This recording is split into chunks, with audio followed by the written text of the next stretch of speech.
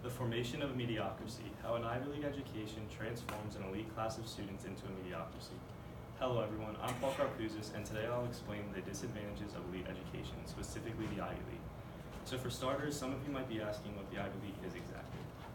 The Ivy League is comprised of 8 distinguished United States universities. 7 of the 8 universities were founded before the American Revolution, and these 7 lie on the northeastern coast of the United States. This leaves Cornell to be founded just after the American Revolution and slightly off the coast. Aside from being some of the earliest universities in the country, Ivy League schools are world-renowned for their elite academics and social prestige. In other words, it is incredibly difficult to get into an Ivy League school, and it is incredibly difficult being educated by an Ivy League school once you get in. Countless alumni by names such as William Deresiewicz, Ross Dowdat, Walter Kern, and Rita Koganzin have focused their studies post-graduation to unmask the educational facade that they knew was hell. After suffering 4 or more years in an educational system, intellectuals raise the question, does the Ivy League fail to prepare students for life after college? The Ivy League provides an inadequate growing environment by establishing a false self-worth in its alumni and focusing on building careers over minds. The first disadvantage of attending an Ivy League school is the false self-worth instilled in the student body. Required on every college admissions form are a student's SAT score and GPA. The SAT is scored out of 1,600 points, and in the lowest ranking Ivy League schools, Cornell and the University of Pennsylvania, over 25% of the admitted students score a 1570 with very high GPAs as well. These scores are near perfect, and yet even this achievement does not guarantee a spot in the Ivy League. William Deresiewicz, a graduate of Columbia University and English professor at Yale University, says these scores come to signify not only your fate but your value. It makes sense that because the majority of Ivy League students have near perfect SAT and GPA scores, they consider themselves near perfect. Harvard graduate Alex Chang describes how it feels to be an Ivy League student during a lecture in Shanghai, China. Chang says, once you admit, there's expectations from friends, family, and everyone around you. He says that you're expected to do well and always be that perfect role model. The idealization of what an Ivy League student should look like is instilled in the student body, and that averts a student's ability to admit they're struggling.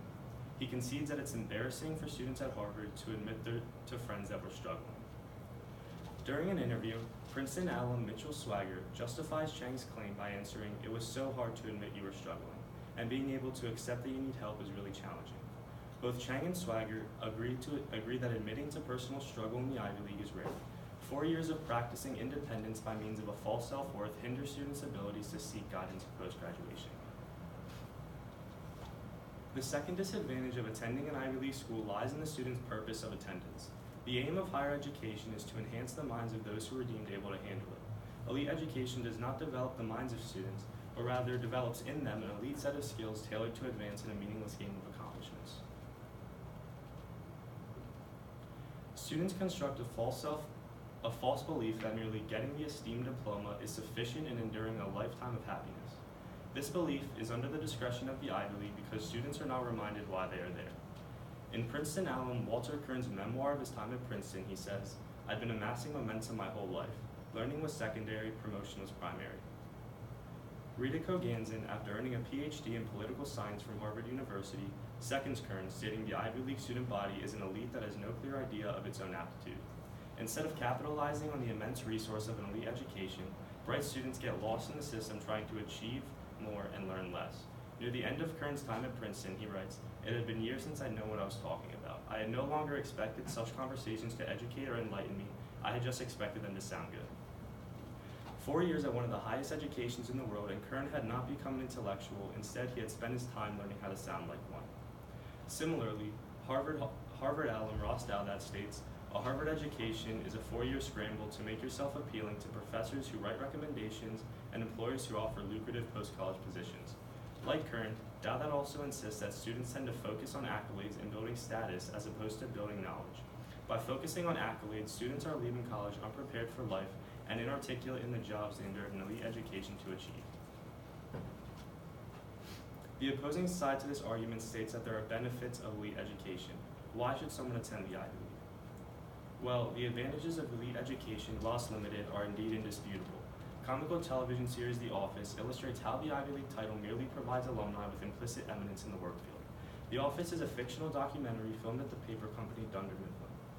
When Dunder Mifflin's regional manager Michael Scott decides to surrender his job and seek employment elsewhere, he is obligated to select the salesman best suited for a promotion to his former position. 2 of the 3 employees Michael considered for the manager position were great employees and well suited for the job. However, Michael then announces his 3rd potential replacement in Andrew Bernard. Andrew Bernard has the worst sales record at Dunder Mifflin. He is a poor employee with anger management issues. Despite Michael saying, "I don't trust him," in the same episode, Andrew is considered for the position because he went to Cornell. This scene depicts the influence of an Ivy League diploma. The diploma becomes an invitation to the most prestigious yet fraudulent parties in society, preparing students for a life of opportunity and leverage. However, it is not long before members of this class crash and burn in society. Kern says that he traded an education for a ticket to the ruling class. Deresiewicz says that while other abilities are being developed, others are being crippled. And Koganzin agrees that elite education confers status but destroys souls. All 3 Ivy League alumni concur the thievery of essential human qualities by the Ivy League is a brutal transaction awarding students with a mere aristocratic title. This brings me to my solution with the help of Jane McGonigal. Students at the Ivy League schools are currently more invested in personal achievements in the form of various degrees and connections with professors than they are in their own education. The only way for students to get invested in the curriculum of an elite education and truly learn is for them to develop a passion for what they study. One group of people driven by passion are gamers, and this is why McGonigal believes gamers have the skills to change the world. McGonigal has a PhD from the University of California in Berkeley and advocates for using mobile and digital technology to channel positive attitudes and teamwork in a real-world context. In a lecture given by McGonigal, she explains that gamers develop skills necessary to face bigger problems in the real world. McGonigal suggests gamers develop extreme self-motivation, stronger social relationships, and the will to work hard all the time if given the right work. These are hard skills to develop, but due to the gamers' passion and love for the games they play, they develop these skills almost unknowingly. My research question was, does the Ivy League fail to prepare students for life after college? And McGonigal joins this conversation of elite education perfectly, as all the skills she claims gamers develop are lacking in the education of an Ivy League student. Alumni commonly choose their major in whatever they believe will be easiest so they can once again achieve the highest GPA. Students need to be pushed to study nothing other than their passion if they intend on being successful. A limitation to this solution is that there is no foolproof way to know what the admitted students are passionate about and force them down that path. However, Ivy League universities can stress this issue to the newly admitted classes during one of the many lectures and speeches the Ivy League hear before they embark on the journey of elite education. By enjoying what they study, students will learn along the way to their degree. If the Ivy League can motivate their students to learn rather than achieve, admitted classes,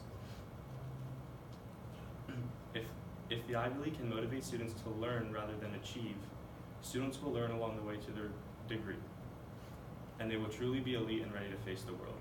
Thank you.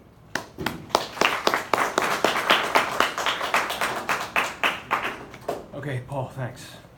First question, what information did you need that you weren't able to find or locate, and how did you go about trying to find it? Okay, so what I just talked about towards the end, how students tend to pick majors that they believe are easiest so they can get the highest GPA.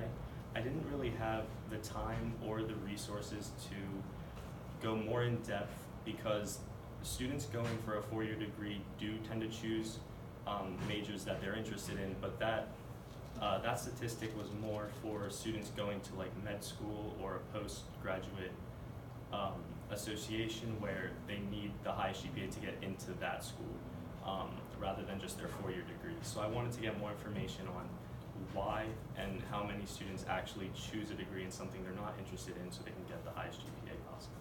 Okay, thank you. And the second question, can you explain the level of certainty you have about your conclusion or your solution?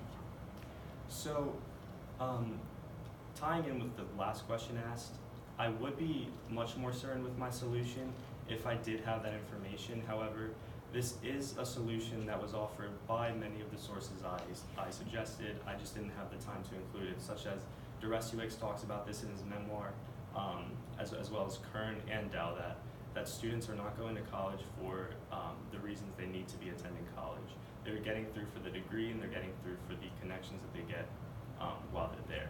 So as long as students are going for what they're passionate about, they will learn the skills that they need to actually succeed after that, rather than believing the degree they get will help them succeed in life after college. Okay, well, thank you.